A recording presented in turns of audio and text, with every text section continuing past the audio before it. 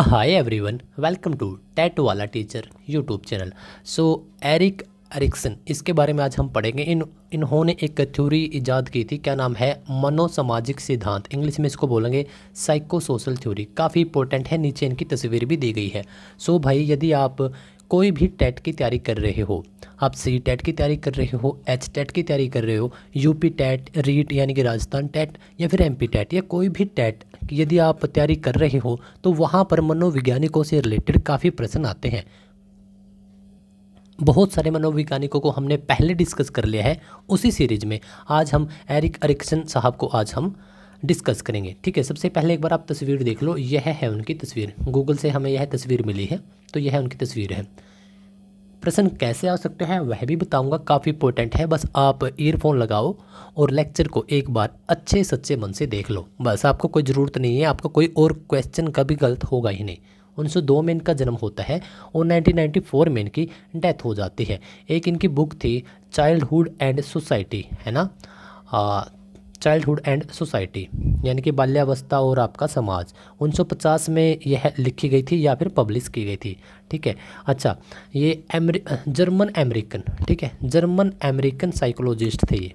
Question काफ़ी important है क्योंकि खाली जर्मन भी डाल देगा, खाली अमेरिकन डाल देगा, एक दोनों में इसका इकट्ठा नाम डाल देगा। तो जर्मन और अमेरिकन यह कैसे होता है? यह बहुत बार ऐसे होता है कि बर्थ कहीं और का होता है और बंदा कहीं पर जाकर सेटल हो जाते हैं, तो ऐसे भी लगा लेते हैं। ठीक है, जैसे कि अब आप हरियाणा से हो और आप किसी अदर स्टेट में चले जाओ, वह हो गया आपकी कर्म भूमि। तो उसी प्रकार से जो यह थ्योरी है इसको एक बार मोटा मोटी देखेंगे, उसके बाद स्टेप टू स्टेप चलेंगे। इसमें क्या बोला है कि मन और समाज यह दोनों से जुड़ा हुआ है। ठीक है, थ्योरी, क्योंकि क्या है आपका मनोसामाजिक है तो साइको सोशल है, तो आपका मन यानी कि साइको और साइकोलॉजिकल उसमें सभी बातें उससे रिलेटेड होते हैं, और सोशल, ठीक है, यानी कि आपका समाज, सोसाइटी, तो दोनों से जुड़ा हुआ है। सिगमंड फ्राइड एक मनोवैज्ञानिक है, उनसे प्रभावित है ये। कौन? जिसके ऊपर हम अब बात कर रहे हैं, एरिक एरिक्सन। परंतु इन्होंने सामाजिक पक्ष को महत्व दिया। ठीक है, इन्होंने सोसाइटी को, जो समाज है, उसको थोड़ा सा ऊपर बताया है। सिगमंड फ्राइड ने सेक्सुअल पार्ट, लिबिडो को अधिक महत्व दिया था। ठीक है, उन्होंने लिबिडो को अधिक महत्व दिया था, लेकिन इन्होंने सामाजिक पक्ष को ज़्यादा महत्व दिया है। तो क्वेश्चन यहाँ से आपके 2-3 बन गए। एक तो लिबिडो को किसने ज़्यादा महत्व दिया? सिगमंड फ्राइड ने। और इन्होंने सामाजिक पक्ष को।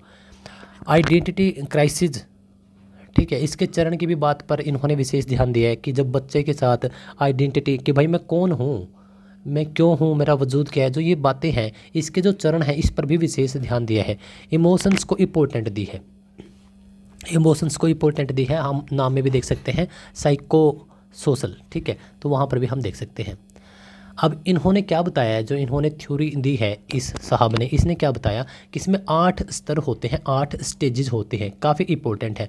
8 स्टेज आप कैसे याद रख सकते हो? आप रख सकते हो, एक आपकी पहली होगी टी से स्टार्ट, AI, ताई। ठीक है, आप हरियाणा से हो तो आप अच्छे तरीके से समझ जाओगे। ताई बोलते हैं भाई हरियाणा में, है ना। जैसे मेरे दोस्त की मम्मी है तो उसको मैं क्या बोलूँगा? अरे ताई, राहुल कित गया। ठीक है, तो उस प्रकार से, तो इसका हमने कर दिया क्यूब, मतलब कि TAIII, इस प्रकार से है ये। ठीक है, और IGE, ठीक है, IG Indira Gandhi girls college है, तो उस वहाँ से याद कर लो, और E लास्ट में। ठीक है, तो एक याद करने की ट्रिक बताइए।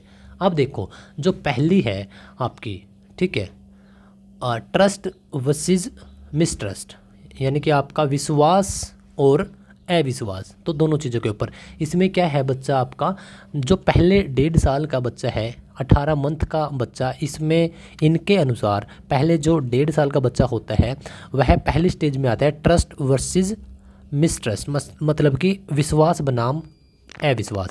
इसमें क्या है, पहली बात तो ये कि यह एक इन्फेंसी स्टेज है, यानी कि अभी बच्चा शिशु अवस्था में है, काफ़ी छोटा है, तो पहली बात तो यह होगी। ओके साहब, इसके बाद अच्छी केयर, लव, फीडिंग दी गई है, तो बच्चे का ट्रस्ट डेवलप होगा, यानी कि उसके माँ बाप के द्वारा उसको अच्छे तरीके से खिलाया पिलाया गया है, प्यार दिया गया है, उसकी केयर की गई है, तो उसका ट्रस्ट डेवलप होगा, जो कि बहुत ज़रूरी है एक बच्चे का ट्रस्ट भी होना। ठीक है, तो ट्रस्ट, अगर यह चीज़ें नहीं दी गई तो सीधी सी बात है भाई कि मिसट्रस्ट होगा, मतलब कि ट्रस्ट नहीं होगा, यानी कि विश्वास नहीं होगा उस बच्चे को, और इसी वजह से उसका क्या हो गया, अविश्वास ज़्यादा हो गया। ठीक है, अच्छा, एक्टिविटी यानी कि आपका गतिविधि में हो गया आपका फीडिंग कराना, और आपका गुण होते हैं, कुछ वर्च्यू, कुछ गुण होते हैं, ठीक है। ओके साहब, तो इसमें क्या बात है, इसमें बच्चा का विश्वास बढ़ेगा आपके प्रति, परिवार के प्रति, समाज के प्रति, या अविश्वास होगा। तो आपके पहले 18 महीने डिसाइड कर देंगे। कैसे? जब आप बच्चे को फीडिंग कराओगे, कुछ अच्छा खिलाओ पिलाओगे, उसको प्यार दोगे, उसको केयर करोगे। अगर उसको उसकी अच्छी केयर नहीं हो रही है, ठीक है, देखो एक छोटा बच्चा है, अब वह तो नया नया आया इस दुनिया में, उसको बेचारे को कुछ नहीं पता। अगर आप उसको केयर दोगे, उसको प्यार दोगे, अच्छा खाना पीना, अच्छा बिहेव करोगे, कहने का मतलब यही है, तो समाज के प्रति उसका ट्रस्ट बढ़ेगा। कैसे बढ़ेगा? वह आप में ही समाज देखते हैं, वह सब कुछ आपके अंदर ही है। जैसा आपके साथ बिहेव करेगा, कल बच्चा वैसा ही बाहर जाके बिहेव करेगा। और यह किसके ऊपर बेस होता है? यह होता है आपके ऊपर, आपने किस प्रकार से केयर टेक किया है बच्चे को, ठीक है। तो इस वजह से यह सब चीज़ें भी बहुत ज़रूरी हैं। अब हम, आप और मैं एक बात बोल सकते हैं, आज हम मेच्योर हैं, 18+ हैं, तो हम क्या बोल सकते हैं कि बहुत सारे लड़के लड़कियों के साथ, जो आज के यंग जनरेशन है, तो उनके साथ क्या प्रॉब्लम है? ट्रस्ट इशू है। बहुत सारे बच्चे खुलकर बात नहीं कर पाते, बहुत सारे, इनफैक्ट मेच्योर पर्सन भी 30 के हैं, 35, 40, 45, बहुत सारे लोग हैं जो नहीं कर पाते। उनका कहीं ना कहीं लॉजिक उनके बचपन में ही जाता है कि उस टाइम पे वो उनके विचार वो अच्छे तरीके से एक्सप्रेस नहीं कर पाए होंगे, ठीक है। तो ये CDP है। और यदि एक टीचर इसको अच्छे तरीके से समझना चाहे, तो एक टीचर का कर्तव्य भी बनता है कि जब वह क्लास में जाए, ये नहीं कि भाई ये बच्चा वीक है, तो ये देखो कि ये बच्चा वीक क्यों है। काफ़ी सारे रीजंस निकल कर आएंगे। हो सकता है कि फैमिली बैकग्राउंड ही ऐसा रहा हो सकता है कि इसके जेनेटिक प्रॉब्लम हो, ठीक है। तो उनको सोल्ड आउट करना ही एक अच्छे टीचर का कर्तव्य होता है। दूसरी स्टेज पर हम चलते हैं, एंटोनियम वर्सेस सेम या डाउट, यानी कि स्वायत्तता बनाम श्रम या संदेह। इसमें कैसा होगा? सॉरी, एंटोनियम बोल दिया मैंने, ऑटोनॉमी, ठीक है। एंटोनियम, क्योंकि एंटोनियम सिनोनिम इंग्लिश में वहाँ से, ठीक है। तो ऑटोनॉमी का मतलब होता है, देखिए ऑटो मतलब कि खुद, बच्चा खुद, ठीक है। और एक हो गया आपका सेम यानी कि श्रम, और एक हो गया आपका डाउट यानी कि आपका संदेह करना। इसमें बच्चा आपका 1.5 साल से और 3 साल तक का, वही 1.5 साल का इसका टाइम पीरियड हो गया। टाइम पीरियड काफ़ी इंपॉर्टेंट है। तो यह दूसरी आपकी स्टेज है। इसमें बच्चा क्या करेगा? इसे अर्ली चाइल्डहुड भी कहा जाता है, ठीक है। एक्टिविटी क्या होगा? जैसे कि आपका टॉयलेट ट्रेनिंग, इसमें एक्टिविटी हो गया, बच्चा खुद से टॉयलेट वगैरह जाता है। अब उसकी एक है उसकी इच्छा शक्ति, ठीक है। तो कहने का मतलब यह है क्या, या तो इस एज में वह खुद से सारे काम करने लग जाएगा। जब बच्चा 1.5 से 3 साल का होगा, उसको खाना खाना है तो वह मांग लेगा, या वो किचन में चला जाएगा, उसको टॉयलेट जाना है वो बोल देगा। या फिर दूसरी बात क्या है, वो बंदा सेम यानी संदेह या डाउट करेगा। क्यों? बहुत सारे बच्चे ऐसे होते हैं जो टॉयलेट तक नहीं जा पाते, नहीं बता पाते। तो बहुत सारे बच्चे ऐसे भी होते हैं जो अपने मम्मी पापा को, मम्मी मम्मी मम्मी सूसू आई है। तो कुछ बच्चे ऐसे भी हैं। तो वो हमें कहाँ से पता चलता है, कहाँ से बनते हैं, और यही उनका पूरा का पूरा शेड्यूल पूरी लाइफ भर चलता है, ठीक है। तो बहुत सारे लोग ऐसे हैं जिनको प्यास तो लगी है, मैच्योर पर्सन है, लेकिन वो पानी के लिए भी हिचकिचा रहे हैं कि मैं पानी मांगूं या नहीं मांगूं। बहुत सारे लोगों को जल्दी निकलना है अपना काम करके, और उनका टाइम भी हो चुका है, लेकिन फिर भी वो बैठे हैं सिर्फ शर्म के मारे। तो भाई जो ये शर्म है, जो डाउट है, जो संदेह है, कहाँ से आया? वहीं से आया जब हम 1.5 साल से 3 साल तक के थे, हमारी दूसरी स्टेज थी, ठीक है। तो आप इन सब चीज़ों को आज के टाइम के साथ भी कनेक्ट कर सकते हो कि आज के टाइम पे बच्चा, क्योंकि बच्चा 18 तक तो ठीक है बच्चा था, लेकिन इसके बाद तो अडल्ट ही बनेगा, इसके बाद तो मैच्योर आप और मैं, ठीक है। तो आज हम इन सब चीज़ों को देख सकते हैं, ठीक है। चलो, तीसरा है आपका इंट्यूटिव वर्सेस आपका गिल्ट, ठीक है। गिल्ट होता है क्या? संदेह, ठीक है, आत्मग्लानि उसको बोलते हैं। जिसमें 3 साल से 5 साल तक का बच्चा होता है। इसमें क्या है आपका, या तो बच्चा पहल कर देगा, या फिर उसको अगेन वही संदेह होगा, ठीक है। इसमें क्या है कि जैसे कि एक सबसे पहले की बात तो ये कि 3 साल से 5 साल तक का बच्चा आपका खिलौनों के साथ खेलेगा। 3 साल से 5 साल तक की एज एरिक एरिक्सन के अनुसार क्या है, एरिक एरिक्सन के अनुसार कि यह एज आपकी प्ले एज है, खिलौनों के साथ खेलने की एज है। सेकंड क्या है कि बच्चा इसमें मिट्टी में खेलेगा, ठीक है। तो छोटे मोटे काम में पहल करने दी जाए तो लाइफ में क्या प्रपोज जागेगा, ठीक है, बच्चा पर्पज जागेगा, ठीक है, ठीक है। तो इसमें क्या है, कोई टास्क हो सकता है, कोई एक्टिविटी हो सकती है, कुछ एक्सप्लोर करना, प्ले हो गया, ठीक है। अच्छा, इसका मकसद क्या है कि भाई इसका कुछ पर्पज होगा उसके पास, कहने का मतलब यह है कि 3 से 5 साल तक का जो बच्चा होता है वह खिलौनों के साथ मिट्टी में इस प्रकार से खेलना पसंद करता है। ठीक है साहब। अब इसमें भी दो प्रकार के बच्चे हैं।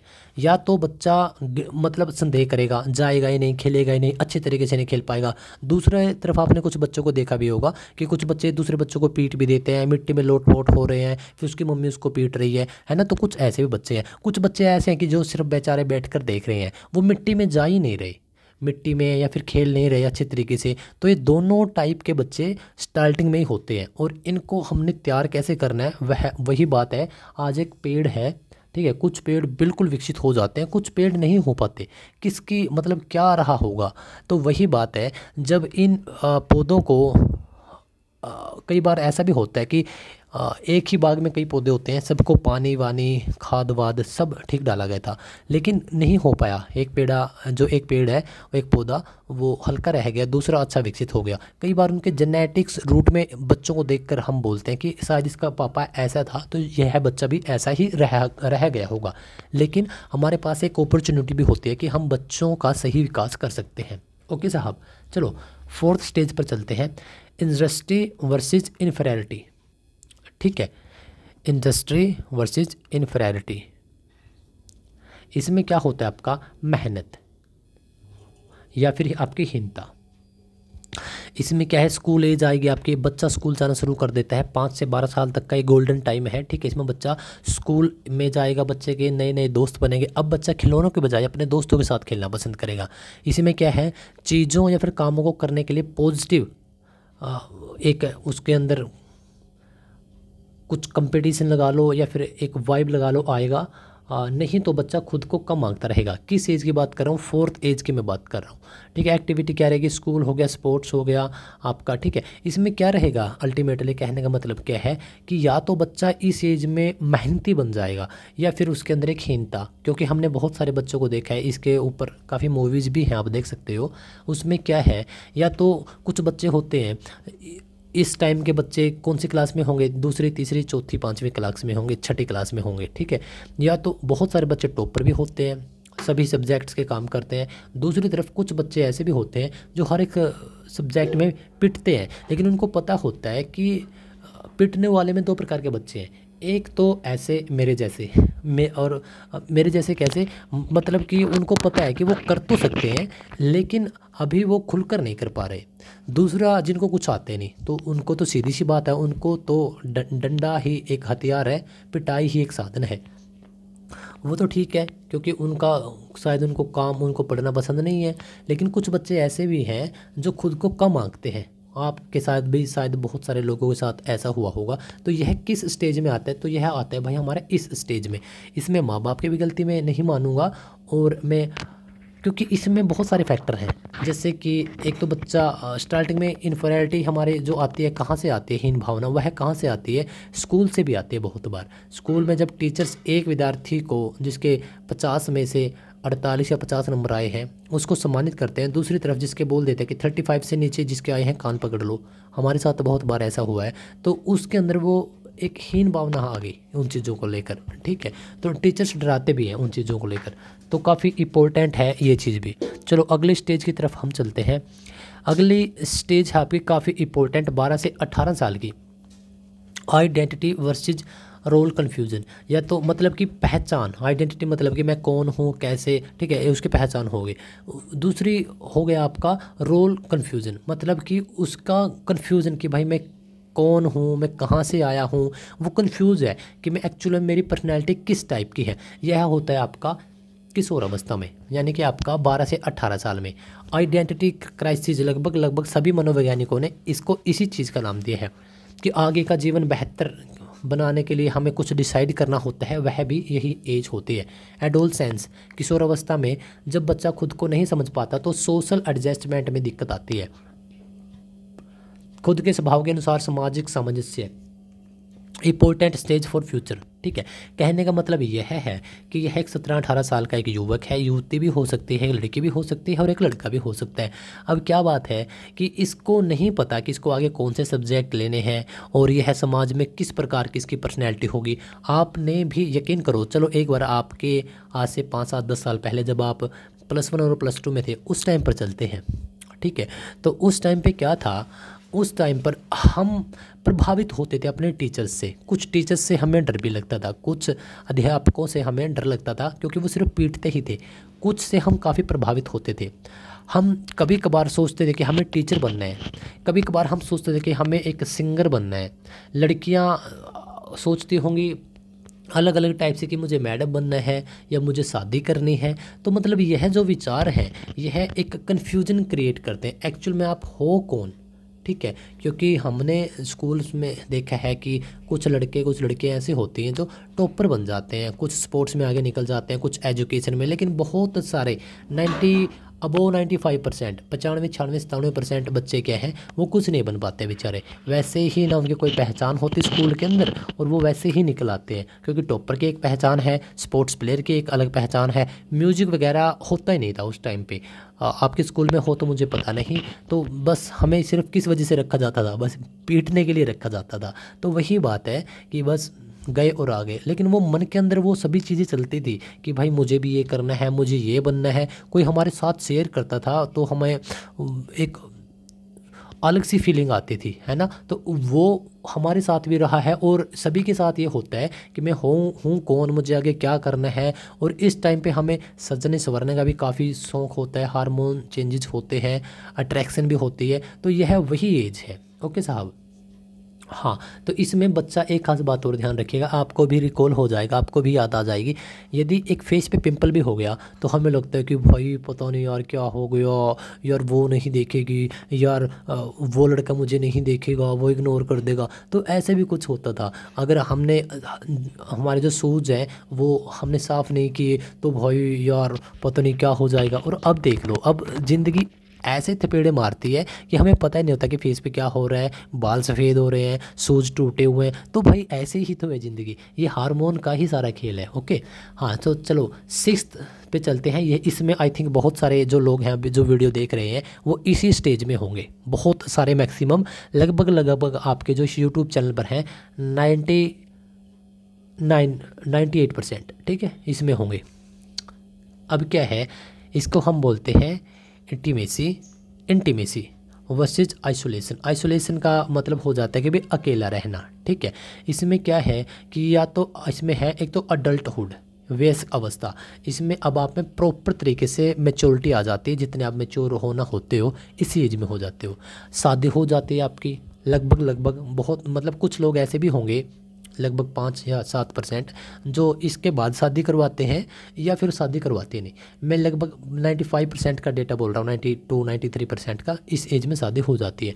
रिलेशनशिप में भी इसी एज में हम आते हैं, 18 से 40 के बीच में। ओके साहब।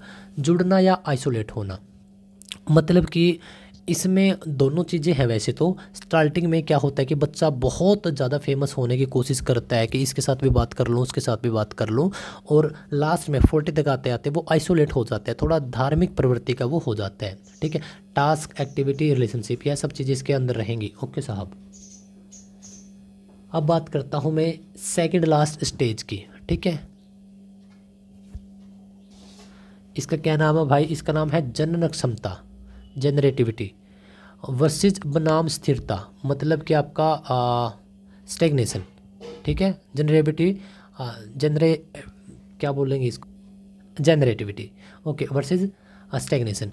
40 से 65 साल तक की एज को इसमें रखा गया है। जनन क्षमता वर्सेस स्थिरता, इसमें क्या है कि इसमें काम और जो आपका पेरेंटिंग है, क्योंकि अब सभी की शादी हो चुकी है, सभी के बच्चे हो चुके हैं, और जो पेरेंटिंग किस प्रकार से आप अपने बच्चों को हैंडल करते हैं अगर सही से हो रही है तो आपकी जो जनरेटिंग है तो महसूस करेंगे कि कुछ काम का हूँ मैं, ठीक है। यदि कहने का मतलब है कि यदि आप आपके बच्चों को सही दिशा में भेज पा रहे हैं, सही काम धंधे आपने पकड़ लिए हैं, तो आपको लगेगा कि हाँ यार मैंने कुछ तो ज़िंदगी में किया ही है। वो लड़की भी है और लड़के दोनों, ठीक है। अच्छा, अदरवाइज रुका हुआ सा लगेगा। कहने का मतलब है कि अगर आपकी पेरेंटिंग सही नहीं हो रही, देखो सबसे इम्पोर्टेंट क्या है, जब हम 18 की एज में होते हैं तब हमें लगता है कि फीलिंग्स के बेस पे दुनिया चलेगी। प्यार है, अपोजिट जेंडर के प्रति अट्रैक्शन है, मज़े हैं, गेड़ियाँ हैं, ठीक है, और हमें लगता है कि यही है सब कुछ। लेकिन जब आप 30 में आते हो, मतलब 18 से जब आप 30 के हो जाते हो, तो इस बीच में आपको ज़िंदगी इतने थपेड़े मारती है। क्योंकि स्कूल लाइफ एक अलग लाइफ थी, कॉलेज लाइफ जब आपके 2-3 साल निकलते हैं वो भी एक अच्छे निकलते हैं, लेकिन उसके बाद सरकारी जॉब की तैयारी करनी है, बहुत बार फेल हो रहे हो, एंजाइटी है, डिप्रेशन है, बाल उड़ रहे हैं, बाल सफ़ेद हो रहे हैं, आंखों में दिक्कत आ गई, घुटने कट कट कट कट के आवाज़ दे रहे हैं, हाइट नहीं बढ़ रही, वेट नहीं बढ़ रहा, मतलब काफ़ी प्रकार के कॉम्प्लेक्स आपके अंदर आ जाते हैं। नो डाउट कि आज के टाइम पे, जब पहले यह 40 के बाद आना शुरू होते थे यह सब चीज़ें, आज वो बच्चा 13, 14, 15 साल की एज में ले रहा है। इनफैक्ट स्कूल में भी double double triple triple tuition है बच्चों की, है ना। तो मतलब बहुत सारी चीज़ें हैं भाई। हर एक जो जनरेशन है उसके कुछ ना कुछ पॉजिटिव पॉइंट भी होते हैं, कुछ ना कुछ नेगेटिव पॉइंट भी होते हैं। लेकिन 20 से 30 के बीच में इतने लफेड़े मारती है ज़िंदगी उसको, और इसी में उसको कैरियर भी बनाना है, इसी में शादी भी करनी है। आई थिंक इसी वजह से शादियां आजकल 30 में 31, 32, 35 तक ज़्यादा शादियां हो रही हैं। ओके। तो इसमें अगर बच्चा, मतलब अब तो पेरेंट बन चुका है, वो शादी हो चुकी है, अगर उसको लगता है कि उसके पास उसकी आर्थिक स्थिति मजबूत है, काम धंधे उसके सही हैं, तो उसको लगेगा कि मैं कुछ काम का हूँ। अदरवाइज उसको ये लगेगा, चाहे उसने 18 की उम्र में कितने ही मज़े लिए, तो उसको लगेगा कि भाई मैंने टाइम वेस्ट कर दिया। ठीक है, एक बार इसको हम देखते हैं। लास्ट हमारी जो स्टेज है इसको बोलते हैं ईगो। भाई ईगो से जुड़ी आ गई आपकी, है ना। ईगो, इंटीग्रिटी वर्सेस आपकी डिस्पेयर। 65 से जितने भी ज़्यादा के लोग हैं, एरिक्सन साहब ने उसको इस कैटेगरी में डाल दिया है। इसमें क्या होगा कि पूरी लाइफ पर प्रकाश डालेगा, आपने अब तक क्या किया है, कहाँ सही रहे, क्या क्या चीज़ें हुई, ये है। अगर आप सेटिस्फाइड हैं तो आप रहोगे चिल। जैसे बहुत सारे लोग होते हैं, उनको पता है कि भाई आपके और मेरे हाथ में एक्चुअल में कुछ है ही नहीं। मैं जो ये वीडियो शूट कर रहा हूँ मेरे हाथ में नहीं है, जो आप पढ़ रहे हो आपके हाथ में नहीं है, यह हमारा कर्मा करवा रहा है। ठीक है, आपने बहुत बार कोशिश, देखो एक छोटा सा एग्जांपल देता हूँ। बहुत बार आपने ऐसा देखा होगा कि एक लड़का है, वो पुलिस की जॉब लगना चाहता है। जैसे मैं खुद था, जिसका सपना था, मेरी मम्मी का ड्रीम था, अभी भी है, कि मैं हरियाणा पुलिस में, सिर्फ हरियाणा पुलिस में, ना पंजाब पुलिस में, ना दिल्ली पुलिस में, ना यूपी पुलिस में, ठीक है, मैं हरियाणा पुलिस में सर्विस करूं। ठीक है, लेकिन डेस्टिनी, जो उसकी किस्मत है, जो उसका भाग्य है, वो कहाँ लेके जाएगा वो हमें नहीं पता होता। टीचिंग का शौक़ हो गया, पढ़ते पढ़ते तो मैं पढ़ाने लग गया। अब पिछली बार मेरा हरियाणा पुलिस का फिजिकल क्वालिफाई था, एग्ज़ाम में रह गया, तो यह है हमारे हाथों में कुछ नहीं होता। उससे पिछली बार मैं एग्ज़ाम ही नहीं देने पाया क्योंकि कुछ ऐसी ही प्रॉब्लम हो गई थी। ठीक है, ये सभी बातें मैं आपको 1 बाय 1 करके शेयर भी करूँगा जब मैं फेस अपना रिवील करूँगा। ठीक है, तो चलो, मैं इसी वजह से बोल रहा हूँ कि जिस इंसान को यह पता चल गया भाई मेरे हाथ में कुछ नहीं है, मेरे हाथ में है सिर्फ मेहनत करना, भगवान जिस भी रास्ते पर करवा रहा है मैं कर रहा हूँ, तो वो रहेगा बंदा सेटिस्फाइड। दूसरी तरफ क्या रहेगा बंदा, नहीं तो चिड़चिड़ा हो जाएगा, थोड़ा पागल सा हो जाएगा, थोड़ा सा डरा डरा सा, सहमा सहमा सा, कई बार उसके अंदर ईगो भी हो जाती है बहुत ज़्यादा। ठीक है, तो वो उस टाइप का भी हो जाता है। यदि हम सही समय पर कहीं से भी हमारे दिमाग में यूट्यूब चैनल से कोई वीडियो, किसी दोस्त या पेरेंट्स से कहीं से भी समझ में आ जाए कि भाई आपके और मेरे हाथ में कुछ नहीं है, आप पढ़ो, स्टडी करो, जॉब करो, हो ना हो, ठीक है, यह हमारे हाथ में नहीं होती, हमारे हाथ में है जस्ट मेहनत, बस। ठीक है, ठीक है, चलो तो यह हो गया आपके 8 के 8। एक बार फिर देख लेते हैं। फर्स्ट स्टेज रहेगी आपकी जन्म से 1.5 साल तक की, दूसरी रहेगी 1.5 से 3 साल तक की, तीसरी रहेगी 3 से 5 साल, फिर 5 से 12, फिर 12 से 18। 5 स्टेज ये यहाँ तक आपके हो जाते हैं अडल्सेंस तक। फिर इसके बाद 18 से 40 काफ़ी लंबी स्टेज है, फिर एक 40 से आपकी 65 काफ़ी लंबी स्टेज, और फिर 65+, यह उनके नाम है। अच्छा, और यहाँ पर इनके क्या क्या टास्क हैं, यह सब चीज़ें दी हुई हैं, स्क्रीनशॉट आप एक बार ले सकते हो। इसके बाद मैं बात करता हूँ, अगर कुछ रह जाता है तो ऑलमोस्ट ख़त्म ही हो गया भाई। ठीक है, अच्छा, इसमें क्या है कि एजुकेशन इम्प्लीकेशंस हैं जो शिक्षा में उपयोग किए जाते हैं, कि बच्चों की एज के अनुसार ध्यान में रखना है। ठीक है, दूसरा एक्सट्रीम में नहीं करवाना अभी बच्चों को। अगर आप बच्चा, अगर कोई 1.5 या फिर 3 साल का है, अब आप सोचो कि अभी मैच्योर हो जाए, कैसे होगा, तो बच्चों की एज को ध्यान में रखना है।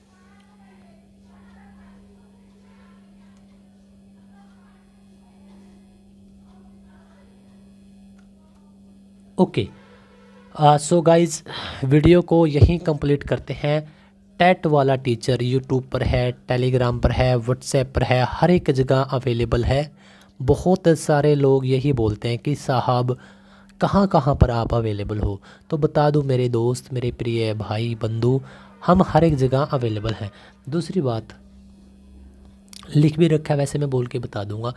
अगर आपको सीडीपी में, स्पेशली यदि मैं सीडीपी बोलूँ, 30 नंबर की आती है आपके हर एक टेट में और आपके मेन एग्ज़ाम में भी, तब आपका क्या है कि यदि आपको सीडीपी समझ में नहीं आ रही है, ठीक है, तो आप इस यूट्यूब चैनल पर आओ, प्रैक्टिस करो। खाली आपको सुनकर ही समझ में आ जाएगा, क्योंकि सब टीचर्स का एक अलग अलग मेथड होता है, एक अलग अलग तरीका होता है पढ़ाने का, समझाने का या फिर रटवाने का। कुछ चीज़ ऐसे हैं जिसको टीचर्स यह बोल देते हैं, मैं भी एक दो बार बोल देता हूँ कि भाई इसको रट लो या समझ लो या पढ़ लो, क्योंकि हमें वो पता है कि यह चीज़ें डेफिनेटली यानी 101% ये आनी ही आनी है, तो उसको तो सीधा बता दो।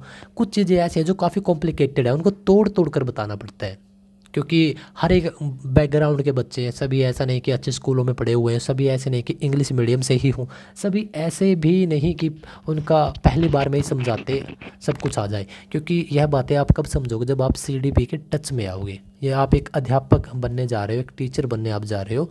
तो मैं आपको यही कहूँगा प्यारे दोस्त, सीडीपी नहीं समझ में आ रही है, 30 नंबर की है, यहाँ पे आ जाओ, आपका एक भी नंबर कटने नहीं देंगे। 30 नंबर तो आपको डायरेक्ट यहाँ से मिलेंगे, ठीक है। आपका यदि एसएसटी सब्जेक्ट है, एसएसटी सोशल साइंस है, 60 नंबर का आपका वो आता है, ठीक है। 60 में से मैं ज़्यादा नहीं कहता, 50 मान लो, ठीक है। 50 नंबर आपके इसमें भी नहीं कटने देंगे। और बताओ फिर आपको क्या चाहिए, सिर्फ 2 ही सब्जेक्ट आपको पास करवा देंगे। इसके बाद आपका और क्या बच गया, इंग्लिश हिंदी भी आपका बच गया, आपकी लैंग्वेज बच गया, ठीक है। और आप यदि एचटेट की तैयारी करें तो हरियाणा जीके, मैथ और रीजनिंग आपका एक भी नंबर नहीं कटने देंगे। और बताओ आपको क्या चाहिए, लेकिन मैं बात कर रहा हूँ स्पेशल सीडीपी की, तो भाई एक भी नंबर नहीं कटने देंगे। सभी प्रकार की वीडियो अवेलेबल हैं, बस आप देखने वाले बनो। यहाँ से नहीं देख सकते, कहीं और से देख लो, किसी अलग टीचर की, किसी अलग कोचिंग की, किसी की नोट्स की, लेकिन पढ़ लो, क्योंकि आज का टाइम काफ़ी इंपॉर्टेंट टाइम है। कुछ ना कुछ बन जाओगे, 1-2 साल 3 साल के बाद आपको रियलाइज होगा कि हाँ सही बोल रहे थे सर, ठीक है। सो प्यारे दोस्तों, आपको बहुत बहुत सारी शुभकामनाएं। जिस मेरे भाई बहन ने भी इस वीडियो को अभी तक देखा है, तो कहने का मतलब बस यही है कि आपके अंदर वो सभी फैक्टर्स हैं, सभी तत्व हैं, सभी चीज़ें विद्यमान हैं जो एक सक्सेसफुल इंसान के अंदर होती है। ओके, तो पढ़ते रहो। कोई प्रॉब्लम आ रही है तो टेलीग्राम पर हम अवेलेबल हैं, वहाँ पर हमारे कॉन्टैक्ट्स भी हैं। तो आप किसी स्टडी से रिलेटेड है या कोई और प्रॉब्लम है, डायरेक्ट कॉन्टैक्ट कर सकते हो, मैसेज कर सकते हो। ओके, हाँ, इस चैनल को सब्सक्राइब ज़रूर कर लेना, आपका फ़ायदा होगा, क्योंकि शायद आप वैसे ही यूट्यूब चैनल पर आ गए हों, आपको अच्छा लगा हो, दोबारा आपको ना मिले, तो सब्सक्राइब कर लेना और घंटे को बजा लेना। वीडियो को लाइक कर देना, इसी वजह से बोलता हूँ क्योंकि आपका एक लाइक हमें काफ़ी मोटिवेट कर देता है। ओके, आप मुझे बताओगे कि तूफ़ान वाली उम्र कौन सी होती है, कमेंट करके आप मुझे बताना है।